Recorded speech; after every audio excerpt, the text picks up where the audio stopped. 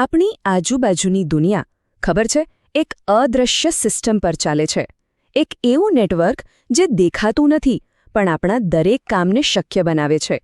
આ નેટવર્ક છે સ્ટેન્ડર્ડાઇઝેશનનું. એ ખાતરી કરે છે કે આપણા ઉપકરણોથી માંડીને આપણી સેફટી સુધી બધું જ એકબીજા સાથે બરાબર તાલમેલથી ચાલે. તો ચાલો આજે આ અદૃશ્ય દુનિયામાં એક ડોક્યુ કરીએ. લગભગ બધા સાથે આવું બન્યું જ હશે, સાચું ને? કોઈ વસ્તુ રિપેર કરવા બેઠા અને એક નાનો પાર્ટ એ બસ ફિટ જ ન થાય. આખો પ્રોજેક્ટ ત્યાં જ અટકી જાય. કેટલી ચીડ ચડે નહીં? પણ આ જે નાનકડી મુશ્કેલી છે ને, એ ખરેખર એક બહુ મોટા અને મહત્વના આઈડિયા તરફ આપણું ધ્યાન દોરે છે. જરા વિચારો, ઘરની લાઇટ સ્વિચ બગડી ગઈ. હવે એને બદલવા માટે નવી સ્વિચ લાવું છું, પણ એ વોલ બોક્સમાં ફિટ જ નથી થતી. કેમ? કારણ કે એ કોઈ બીજી કંપનીની છે. હવે શું કરશો? આખી સિસ્ટમ બદલવી પડશે. આ કોઈ નાની સમસ્યા નથી. આ એક એવી દુનિયાની ઝલક છે જ્યાં કોઈ સ્ટાન્ડર્ડ્સ જ નથી. તો આ તો થઈ એક સ્વિચની વાત. પણ જરા વિચારો, જો આખી દુનિયામાં કોઈ પણ વસ્તુ માટે કોઈ સ્ટાન્ડર્ડ જ ના હોય તો શું થાય? અહીં બે તસવીરો છે. એક બાજુ છે અસ્તવ્યસ્ત મેળ વગરના પાર્ટ્સનો ઢગલો અને બીજી બાજુ એકદમ સ્મૂધ ચાલતી એસેમ્બલી લાઇન. આ બંને વચ્ચેનો જે જમીન આસમાનનો ફરક છે ને, એ ફક્ત એક જ શક્તિશાળી વિચારને કારણે છે. અને એ વિચાર એટલે સ્ટેન્ડર્ડાઇઝેશન. તો આ જે અંધાધૂંધી છે, એનો ઉકેલ શું છે? ચાલો એ વિચારને જરા ઊંડાણથી સમજીએ, જેણે આ બધું જ શક્ય બનાવ્યું છે. તો સ્ટેન્ડર્ડાઇઝેશન એટલે શું? બહુ સરળ શબ્દોમાં કહીએ તો એ કોઈપણ પ્રોડક્ટ માટે એક સર્વસંમત નિયમો બનાવવાની પ્રોસેસ છે. મતલબ કે એનું માપ, એની ગુણવત્તા, એની સલામતી બધું જ નક્કી કરેલા ધારાધોરણો પ્રમાણે હોય. આ એક જાતની કોમન લેંગ્વેજ છે જે પ્રોડક્ટ્સ માટે બનાવવામાં આવી છે. અને એટલે જ દુનિયાના કોઈપણ ખૂણેથી ખરીદેલી વસ્તુ પર આપણે ભરોસો કરી શકીએ છીએ. સારું, તો હવે આપણે વ્યાખ્યા તો સમજી ગયા, પણ આ બધું આટલું મહત્વનું કેમ છે? ચાલો જોઈએ કે એનાથી આપણા રોજિંદા જીવન પર શું અસર પડે છે અને એનાથી ખરેખર ફાયદો શું થાય છે. અહીંયા જે સરખામણી આપી છે એ જુઓ, એકદમ સ્પષ્ટ છે. જે સ્ટેન્ડર્ડાઇઝ્ડ પ્રોડક્ટ્સ છે એ લાંબા ગાળે વધુ ટકે છે, સસ્તી પડે છે અને સૌથી અગત્યનું વધુ સુરક્ષિત હોય છે. આ કોઈ નાનો સૂનો તફાવત નથી, આ એક બહુ મોટો ફાયદો છે. તો મુખ્યત્વે આ 5 ફાયદા છે. પહેલું, સલામતી.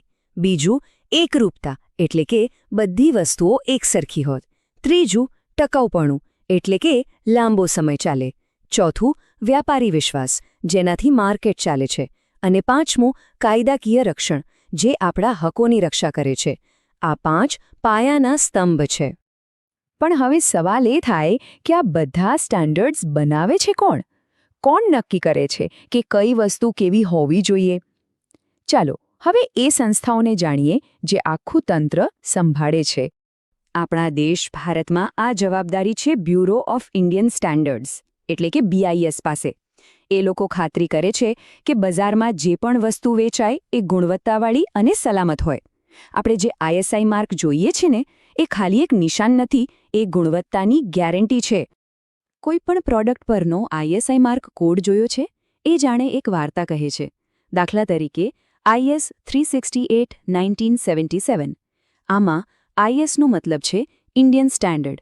368 એ તે પ્રોડક્ટનો ખાસ નંબર છે અને 1977 એ વર્ષ છે જ્યારે એના માટેના નિયમો બનાવવામાં આવ્યા હતા.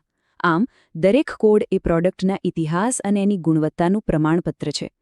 સારું, તો આ તો થઈ ભારતની વાત. પણ જ્યારે વાત વૈશ્વિક સ્તરની આવે ત્યારે શું? ત્યારે આવે છે ISO, એટલે કે ઇન્ટરનેશનલ ઓર્ગેનાઇઝેશન ફોર સ્ટેન્ડર્ડાઇઝેશન. આ સંસ્થા એ સુનિશ્ચિત કરે છે કે જુદા જુદા દેશોમાં બનેલી વસ્તુઓ પણ એકબીજા સાથે કામ કરી શકે. જાણે કે એ દેશો વચ્ચેનો એક પુલ હોય જે વૈશ્વિક વેપારને સરળ બનાવે છે. અને આ કોઈ નાની સંસ્થા નથી. ISOમાં 164 જેટલા દેશો સભ્યો છે. જરા વિચારો, 164 દેશો. આ ખાલી એક આંકડો નથી, આ વૈશ્વિક સહકારનું પ્રતીક છે. આટલા બધા દેશો એકસાથે મળીને કામ કરે છે જેથી આપણી દુનિયા વધુ સારી અને સુરક્ષિત બને. તો ચાલો અત્યાર સુધી આપણે જે અલગ અલગ ટુકડાઓ જોયા એ બધાને જોડીને એક આખું ચિત્ર બનાવીએ. એક વૈશ્વિક ગુણવત્તાના પિરામિડને સમજીએ. આ પિરામિડના 3 સ્તર છે. સૌથી પાયામાં છે 5S, એટલે કે કામ કરવાની જગ્યા પરની શિસ્ત. એના ઉપર આવે છે BIS, જે આપણા દેશમાં ગુણવત્તાની ગેરંટી આપે છે. અને સૌથી ઉપર ટોચ પર છે ISO, જે આખી દુનિયામાં એકરૂપતા લાવે છે. આ ત્રણેય સ્તર એકબીજા પર ટકેલા છે અને સાથે મળીને ગુણવત્તાનું એક મજબૂત માળખું બનાવે છે. આ વાતનો સારાંશ આ એક વાક્યમાં છે: સ્ટેન્ડર્ડાઇઝેશન એ ફેક્ટરીમાં નાનામાં નાની ચોકસાઈથી લઈને વૈશ્વિક વ્યાપાર સુધીની એક અતૂટ સાંકળ છે. ખરેખર આ એક એવી અદૃશ્ય સાંકળ છે જે આપણી આધુનિક દુનિયાને એક સાથે જોડી રાખે છે. તો સ્ટાન્ડર્ડ્સે આપણી ભૌતિક દુનિયાને તો જોડી દીધી, પણ હવે જે નવી દુનિયા છે, ડિજિટલ દુનિયા, એનું શું? Data privacy, artificial intelligence, cyber security, આ બધા માટે વૈશ્વિક ધોરણો કયા હોવા જોઈએ અને કોણ બનાવશે? આ કદાચ આપણા સમયનો સૌથી મોટો સવાલ છે. આના પર વિચારવા જેવું ખરું. ક્યારે એવું બન્યું છે કે એક સાવ નાની સિમ્પલ સિસ્ટમ આખી વર્કપ્લેસને એમ કહો ને કે સંપૂર્ણપણે બદલી નાખે? આજે આપણે એવી જ એક જાપાનીઝ પદ્ધતિ 5S વિશે સમજવાના છીએ. એ એવી સિસ્ટમ છે જે ગમે તેવી અવ્યવસ્થાને પણ એકદમ કાર્યક્ષમ બનાવી શકે છે. આપણી કામ કરવાની જગ્યા. આપણે એને મોટાભાગે ખાલી ઓફિસ કે ફેક્ટરી જ ગણીએ છીએ, ખરું ને? પણ હકીકતમાં એ આપણા જીવનનો એક બહુ જ મોટો હિસ્સો છે. કેટલો મોટો એ જાણીને કદાચ નવાઈ લાગશે. ચાલો જોઈએ. આ જુઓ, આ આંકડા ખરેખર વિચારતા કરી દે એવા છે. આપણી જિંદગીનો લગભગ 3 ભાગ, 1/3 આપણે કામ પર વિતાવીએ છીએ. વિચારો, આટલો બધો સમય! એટલે જ આપણી વર્કપ્લેસનું વાતાવરણ કેવું છે એની સીધી અસર આપણી પ્રોડક્ટિવિટી અને આપણી સુખાકારી પર પડે છે. અને જો એ જગ્યા અવ્યવસ્થિત હોય તો પછી એ ખાલી અગવડની વાત નથી રહેતી, એ સીધી જ આપણી કાર્યક્ષમતાને ઘટાડે છે. કોઈ એક નાની વસ્તુ શોધવામાં કેટલો બધો સમય બગડે છે, પ્રોસેસ અટકી જાય છે અને છેલ્લે તો બગાડ જ વધે છે. તો સવાલ એ છે કે આ બધી અવ્યવસ્થાનો ઉકેલ શું? વેલ, જવાબ આવે છે જાપાનથી. એ છે 5S પદ્ધતિ. આ એક એવી સાબિત થયેલી પદ્ધતિ છે જે વર્કપ્લેસની ગમે તેવી અંધાધૂંધીને પણ વ્યવસ્થિત કરવા માટે એકદમ ક્લિયર અને ઇફેક્ટિવ રસ્તો બતાવે છે. તો આ 5S છે શું? એ 5 જાપાનીઝ શબ્દો પર આધારિત છે: સેઇરી, સેઇતોન, સેઇસો, સેઇકેત્સુ અને શિત્સુકે. આ પાંચે મળીને એક આખો રોડમેપ બનાવે છે. પણ આજે આપણે આમાંથી પહેલા બે જે પાયાના સિદ્ધાંતો છે ને, સેઇરી અને સેઇતોન, એના પર ફોકસ કરીશું. તો ચાલો આ સફર શરૂ કરીએ. પહેલો અને કદાચ સૌથી મહત્વનો પડાવ છે સેઇરી, જેનો સીધો સાદો અર્થ છે બિનજરૂરી વસ્તુઓનું વર્ગીકરણ કરવું. આ જુઓ, આ ચિત્ર બરાબર એ જ સમસ્યા બતાવે છે જેનો ઉકેલ સેઇરીમાં છે. બિનજરૂરી વસ્તુઓનો ઢગલો જે કામને ધીમું પાડે છે અને આપણી કિંમતી જગ્યા પણ રોકે છે. સેઇરીનો મતલબ એકદમ સિમ્પલ છે: જે વસ્તુઓની જરૂર છે અને જેની નથી એ બે વચ્ચેનો ભેદ પારખો, અને જેની જરૂર નથી એને ત્યાંથી હટાવી દો. બસ આટલું જ. સાવ સરળ પણ ખૂબ જ પાવરફુલ કોન્સેપ્ટ છે. પણ નક્કી કઈ રીતે કરવું કે શું રાખવું અને શું કાઢવું? વેલ, એના માટે આ એક સિમ્પલ પ્રોસેસ છે. કોઈ પણ વસ્તુ હાથમાં લો અને 3 સવાલ પૂછો. પહેલો, શું આ વસ્તુ જરૂરી છે? જો જવાબ ના હોય તો બીજો સવાલ, શું એને રિપેર કરી શકાય છે? અને જો આ બંનેનો જવાબ ના હોય તો પછી વિચાર્યા વગર તરત જ એનો નિકાલ કરી દો. અને જેવી આ પ્રોસેસ પૂરી થાય, એનો ફાયદો તરત જ દેખાવા લાગે છે. તમારી જગ્યા ખુલી જાય છે, કામ કરવાની સ્પીડ વધી જાય છે, અને સૌથી અગત્યનું, વસ્તુઓ શોધવામાં જે સમય બગડતો હતો એ બચી જાય છે. ઓકે, તો હવે બિનજરૂરી વસ્તુઓ તો દૂર થઈ ગઈ, સેઇરીનું કામ પૂરું થયું. હવે આવે છે બીજું, એટલું જ મહત્વનું પગલું, સેઇટોન. આ સ્ટેપ સેઇરી પછી જ આવે છે અને એના પર જ આધાર રાખે છે. આ એક વાક્ય સેટોનનો આખો સાર કહી દે છે. દરેક વસ્તુ કે સાધન સામગ્રી તેની યોગ્ય સ્થાને રાખવી જોઈએ.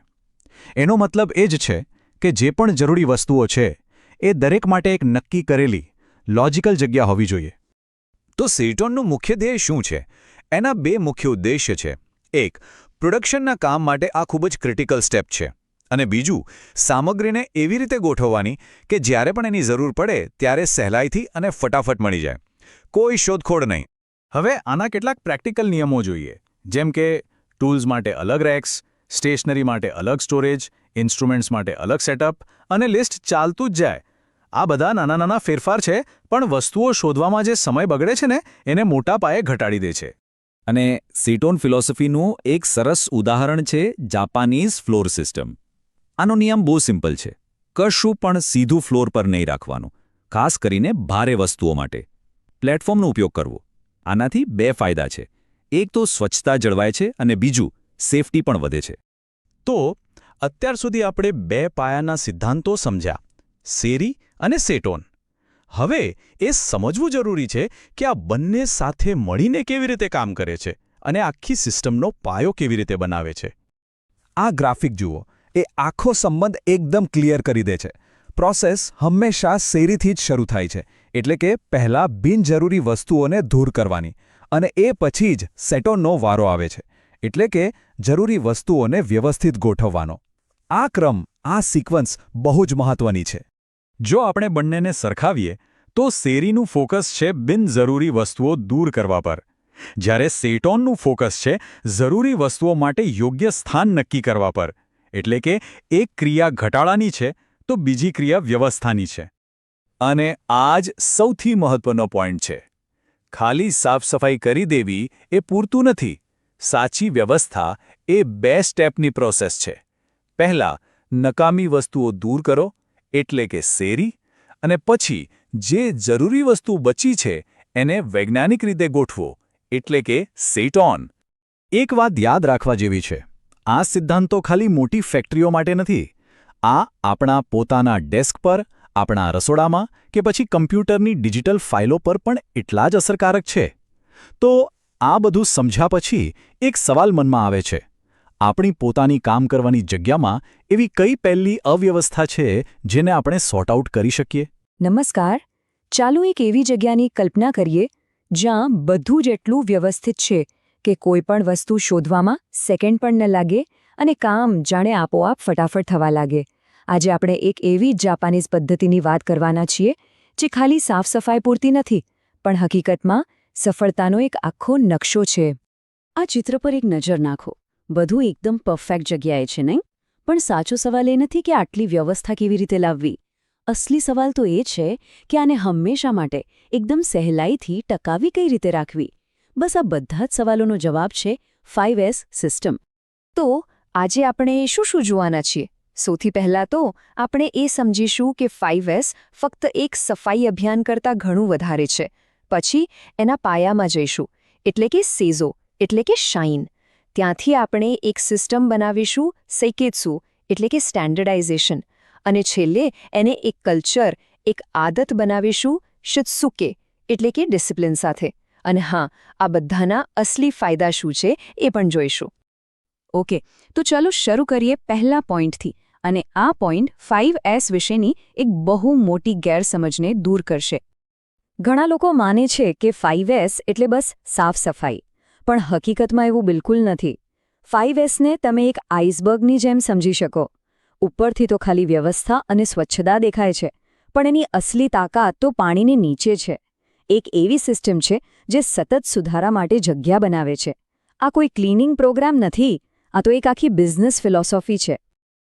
તો ચાલો હવે આ પરિવર્તનના પાયા પર જઈએ, અને એ પહેલું પગથિયું છે સેસો, એટલે કે શાઇન અથવા તો સ્વચ્છતા.